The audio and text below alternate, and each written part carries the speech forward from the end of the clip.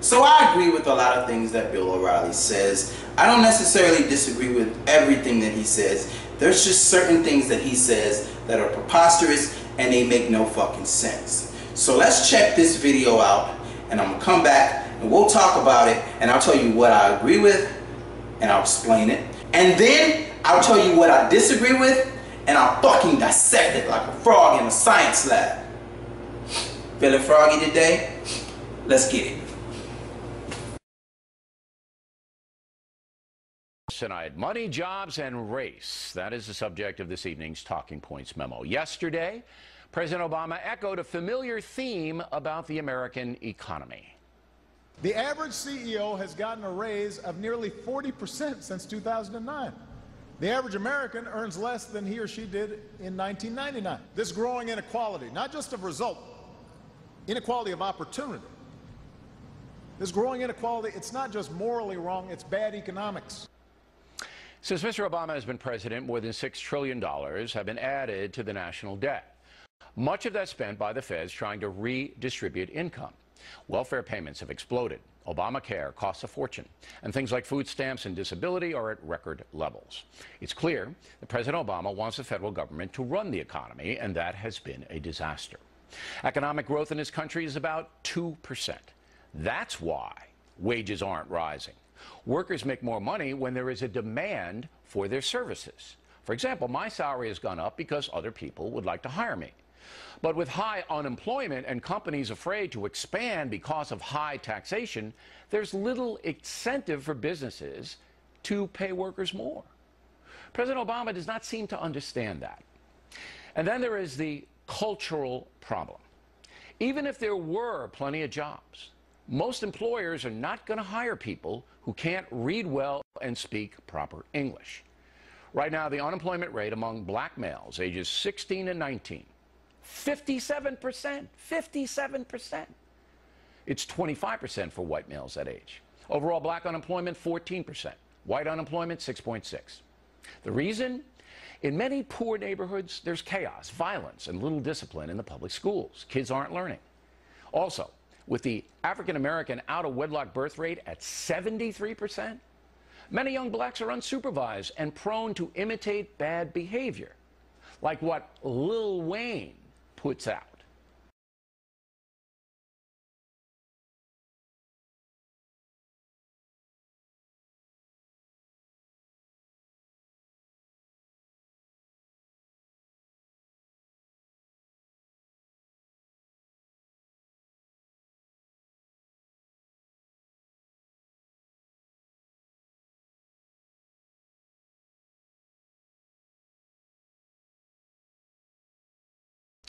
Now, after hearing that piece of garbage, Mountain Dew pulled a multi-million-dollar endorsement deal the company had with Lil Wayne. Presto. Guess who intervenes? Does the name Al Sharpton ring a bell? His National Action Network held a meeting with Mountain Dew and the family of Emmett Till, who were outraged by that stupid rap. And by the way, if you want to know what happened to Emmett, read Killing Kennedy. We vividly examine why he was murdered. Anyway, in a statement, Sharpton said, quote, National Action Network doesn't want the end result to be the penalization of artists, although they clearly need to be corrected, unquote. Well, that's kind of holistic, isn't it? And here's a shocker. The parent company of Lil Wayne, Cash Money Content, which markets vile stuff that hurts children, is a partner in distributing Sharpton's upcoming book. That's right, Al Sharpton is in business with people who put out entertainment harmful to children. Sharpton's spokesperson says it's not Al who made that deal, it's Massenburg Media, his publisher. That's bogus. Every author, and I am one, has control over who he or she does business with. The fact is, Al Sharpton is allowing a company that harms black children to distribute his book. Talking Points will make this point again.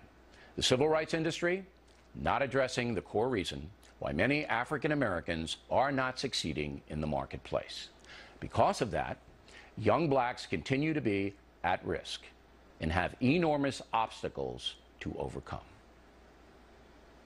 All right, so let's take the two major points that he made in this video and let's pick them apart. The first point that he made was fucking valid. And I've said this before. His number is a little different from my number. My number is 72%. He has it at 73%. If you look it up and you go and Google blank, blank, blank, single black mothers, the percentage normally comes up as 72% and not 73%. And that's the reason why I made the song, 72%. Because 72% of these black children are being born to single mothers. That is a problem. But wait a minute, sir. It's not just about the black single mothers. It's also about our government. The system that we have just simply does not work. Our government, in a sense, makes women single parents. If a man and a woman goes into a custody hearing at the same level, they're both here, and the woman wants to be a bitch, guess where that child is going? 99% of the time, if a man and a woman go into a custody hearing and they have not agreed on joint custody and that woman wants to be a bitch, she's going to get that child. That's a problem. So yes, the government is assisting women with being single parents. The government will aid this woman. They will give her government assistance and they will give her food stamps because she's not with that man. Yes, they will. On the other hand, you have the abortion issue. If the man wants the child and the woman doesn't, ain't shit he can do. She's going to have that abortion. If the man doesn't want the child, but the woman does, ain't shit he can do. That's a problem. So it's more to it than just the 73% of the single mothers. There's a whole list of things that's going on, and the government plays its role. But now let's talk about this entertainment shit, because the entertainment shit gets on my nerves.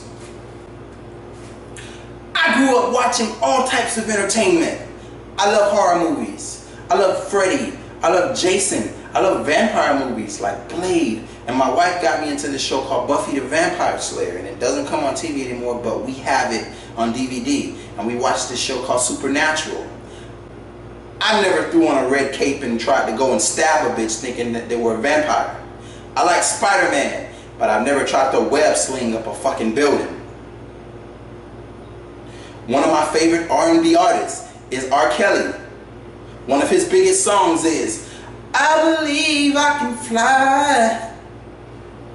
But I've never attached a cape to my neck and tried to jump off the side of a building. This is simply stupid. It's stupid and it's very selective of you to pick just Lil Wayne to talk about, which you've done quite a few times. Just to pick rap music to talk about. Do you know how many drug addicts are in the entertainment industry, period?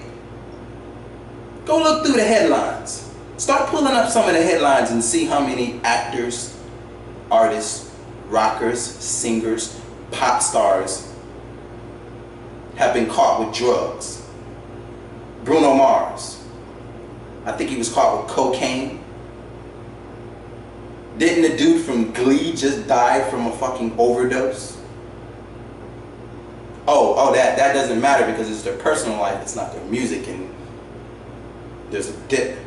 Not really, because you have the TMZs that basically intertwine their entertainment and their real life, so there's people that follow these people like a fucking religious cult.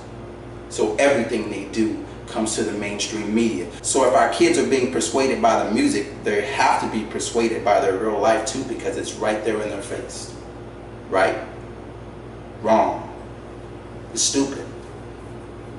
Taylor Swift has 20 makeup and breakup songs. So I guess we should just stop letting our daughters listen to Taylor Swift, because if they continue to get with guys and then break up with them, and get with guys and break up with them, they're eventually going to be whores. Right? See how stupid this sounds? There are a lot of entertainers that make stupid ass music. But this is a parenting issue. This is just a sense issue. Music is nothing but entertainment. It's no different than watching a Wild Wild West program. It's no different than watching a Buffy the Vampire Slayer or Blade or Spider-Man. If you don't understand the difference between fiction and reality, you're a moron. You are an absolute moron. I grew up listening to rock, pop, and rap, and all types of music. Rap music is supposed to be a gangster culture, and it's supposed to be negative, and it's supposed to be womanizing. right? Well, I grew up listening to it. I met my now wife when I was 16 years old. At 21 years old, we got married. We're both 26 years old. We have 2 children, and we've been together now for 10 years. Stereotype. Take that, bitch, bitch, bitch. Yeah. Anyway, that is my thoughts on it. You guys go ahead and let me know how you feel about it. Till next time.